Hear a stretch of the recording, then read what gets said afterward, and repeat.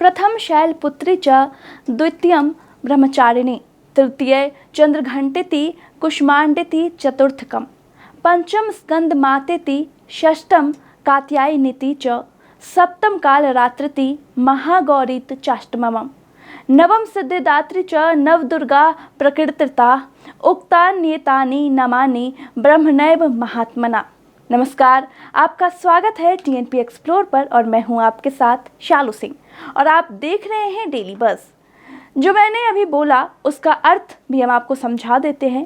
पहली शैलपुत्री, दूसरी ब्रह्मचारिणी, तीसरी चंद्रघंटा, चौथी कुष्मांडा, पांचवी स्कंद माता, छठी कात्यायनी, सातवीं कालरात्रि, आठवीं महागौरी और नौवीं सिद्धिदात्री। ये माँ दुर्गा के 9 रूप हैं। नवदुर्गा सनातन धर्म में भगवती माता दुर्गा, जिन्हें आदि शक्ति, जगत जननी, जगदम्बा भी कहा जाता है, भगवान के 9 मुख्य रूप हैं जिनकी विशेष पूजा और साधना नवरात्रि के दौरान की जाती है और वैसे भी विशेष रूप से करी जाती है। इन 9 दुर्गा देवियों को पापों की विनाशिनी कहा जाता है। हर देवी के अलग अलग वाहन हैं, अस्त्र शस्त्र हैं, परंतु ये सब एक हैं और सभी परम भगवती दुर्गा जी से ही प्रकट होती हैं। तो आज आपको 9 दुर्गा के 9 रूपों के बारे में बताते हैं। तो सबसे पहले रूप का हम वर्णन करते हैं। हिमालय का एक नाम शैलेंद्र या शैल भी है। शैल मतलब पहाड़, चट्टान। देवी दुर्गा ने पार्वती के रूप में हिमालय के घर जन्म लिया। उनकी माँ का नाम था मैना। इसी कारण देवी का पहला नाम पड़ा शैलपुत्री, यानी हिमालय की बेटी। माँ शैलपुत्री की पूजा धन, रोजगार और स्वास्थ्य के लिए की जाती है। शैलपुत्री सिखाती हैं कि जीवन में सफलता के लिए सबसे पहले इरादों में चट्टान की तरह मजबूती और अडिगता होनी चाहिए। तो वहीं दूसरे रूप के बारे में अब हम आपको बताते हैं, जो है ब्रह्मचारिणी।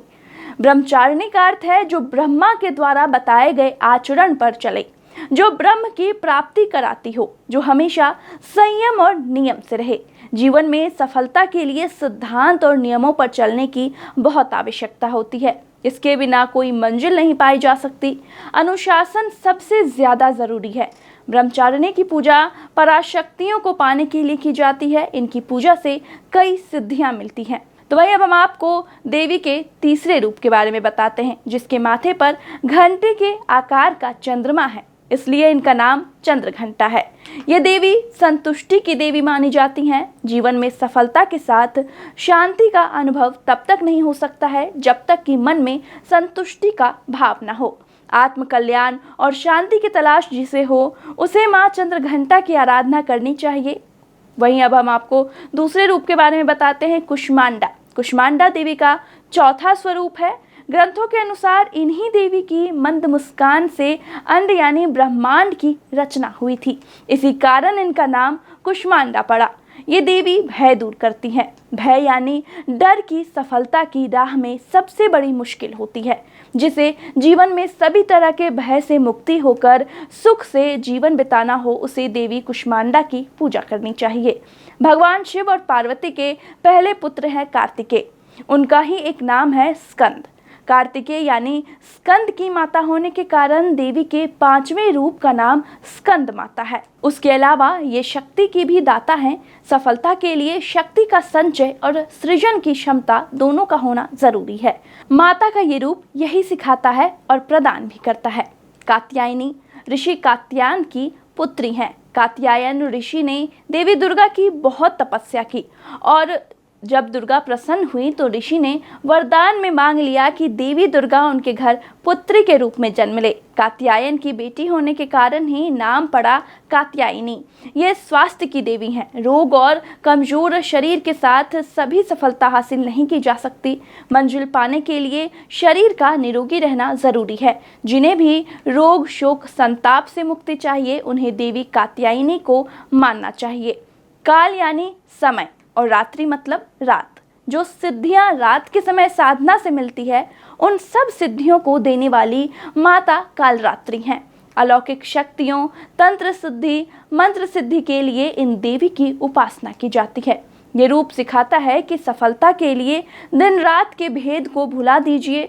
जो बिना रुके और थके लगातार आगे बढ़ना चाहता है, वो ही सफलता के शिखर पर पहुंच सकता है। देवी का 8वां स्वरूप है महागौरी।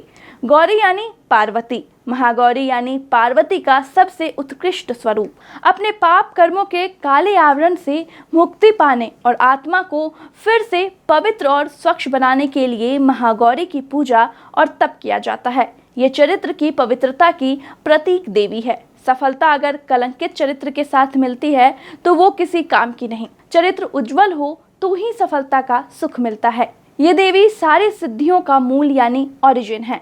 देवी पुराण कहता है भगवान शिव ने देवी के इसी स्वरूप से कई सिद्धियां प्राप्त की।